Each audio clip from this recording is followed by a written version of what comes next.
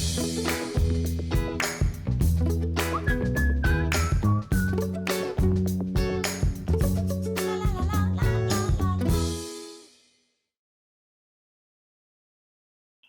guys, we're here in Miss Henning's kitchen again, and I actually have a special guest joining me today. Miss Reeves, we got together to make some brownies. But they're going to be brownies made a healthier way. I know. You're probably not too worried about the fiber and the nutrients, but right now, while you're on the quarantine vacation that we're all on, it's good to also eat some healthy foods. Things that provide fiber, healthy nutrients, and also learning something new today. So we'll be demonstrating a lot more on our phone, so you don't have to look at our faces so much. So I'm going to go ahead and pause this. Hope y'all are doing well. For our mise en place, we already have pre-measured 2 eggs. We have sifted flour. We have our baking soda and our baking powder already combined. Our applesauce, chocolate chips, brown sugar, and in my son's sippy cup, the vanilla. And then last but not least, zucchini. We won't use all of the zucchini. Some of it will go on my son's baby food. I just thought I'd go ahead and prep it. Looks so good, guys. You don't even know they're in the brownies.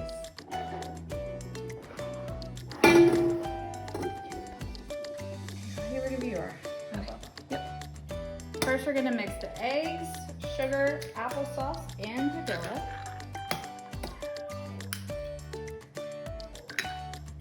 Brown sugar, exactly.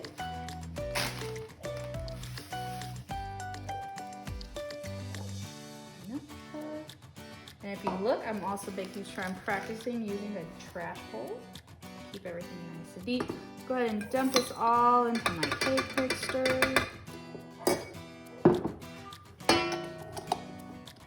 Then I'm gonna start to mix that on low.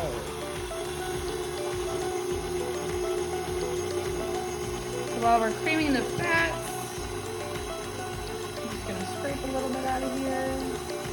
Get all that nice vanilla goodness in there.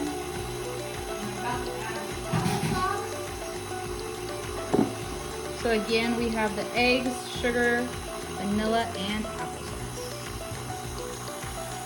Turn this off because it's safer to add ingredients when the machine is off.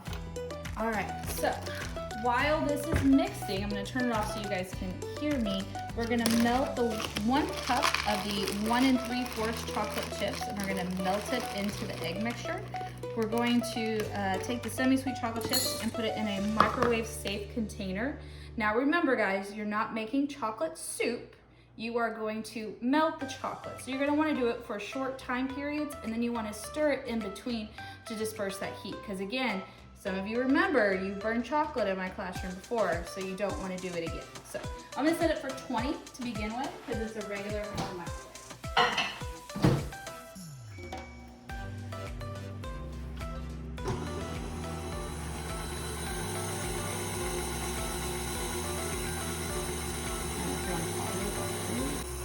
All right guys, so we've melted our chocolate. I took it and did about 3 to 4 20-second increments and stirred in between. I'm gonna turn off the mixer, bring the head back, and add that chocolate. I'm using semi-sweet chocolate. Again, this recipe will be below the video for you guys to reference if you wanna make this at home.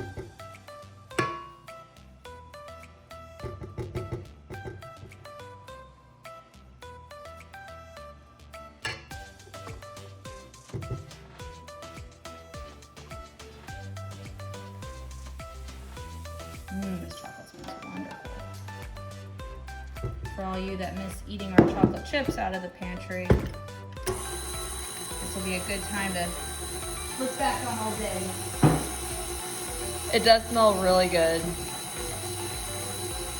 So again, right now what's mixing into the cake mixer is the applesauce, the chocolate chips, the vanilla, the eggs, and right now we're kind of creaming the fats together and dispersing. This is going to be the chocolate part of our brownies.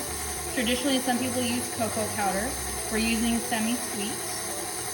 If you do choose to use cocoa powder, do watch how much powder you use. It's very much a science experiment when it's substituting fat. So while that is mixing, I'm going to go add my baking soda and my salt to my flour. Miss Reeves brought over the salt today because apparently we have no salt in this house. Trust me, I'm salty, so I have more than enough. All right, I'm gonna start to add the flour a little bit at a time. I don't like to add all my flour at once. I like to add a little flour, mix, mix, mix. Let it disperse. It's always great to have a rubber spatula on hand, especially whenever you have the sides of the batter sticking up on the side of the bowl. So it's a good way to take a break before you add more flour and scrape it all together and mix it again.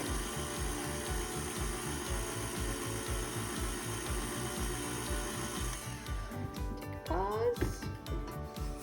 I'm gonna scrape the sides of the bowl in order to get all that goodness into the middle. Because again, you want it all to mix evenly. I'm gonna add some more flour.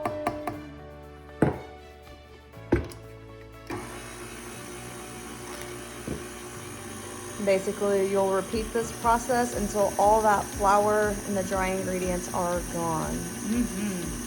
As you can see, the batter is pulling from the sides of the bowl, making that pull motion where it's mixing that flour. That's how you know your batter's getting mixed.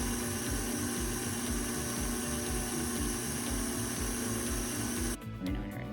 All right, so guys, this is the batter before we add the zucchini.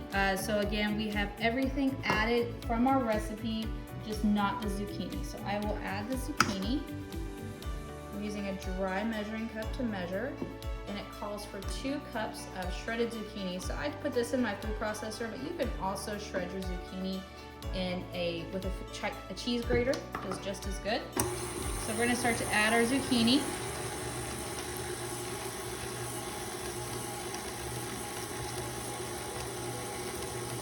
And since it's kind of hard to tell if the zucchini is thoroughly mixed in the batter, it's good to take a break in between mixing just to kind of stir that batter into it to incorporate that zucchini and making sure that there's enough of a batter solution to zucchini ratio. So I'm gonna turn it off.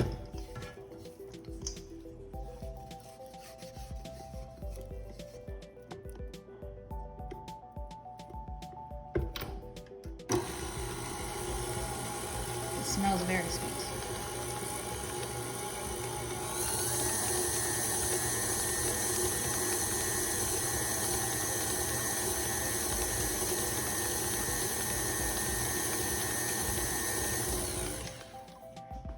And last but not least, we can add the remaining 3/4 cup of chocolate chips that the recipe calls for inside of the batter, just to give it an extra chocolatey goodness.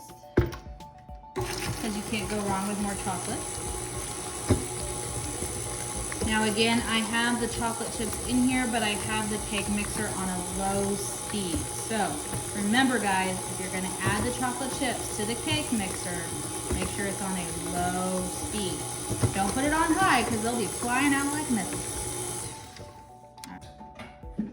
All right guys, here's our brownie batter in the pan. As you can see, you can barely see the zucchini in it, so it's nice and well hidden for those of you that don't like the look of vegetables.